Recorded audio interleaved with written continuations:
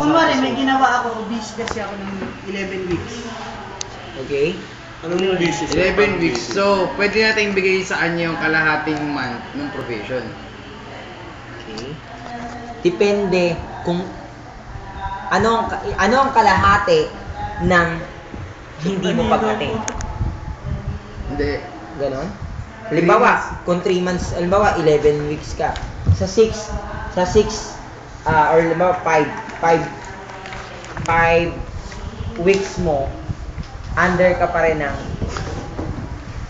nasa aktibong, nasa part ka pa rin ng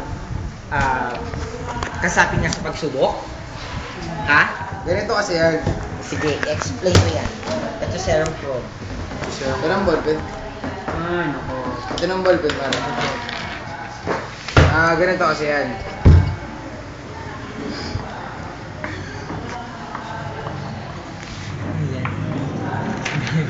Ganito yan. Ano ba?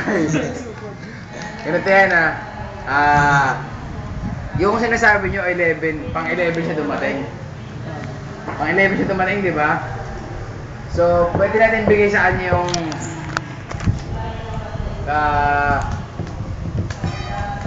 1/8. Hindi, 1/8 tuloy. 1/4. 1/4. Ano ba ba?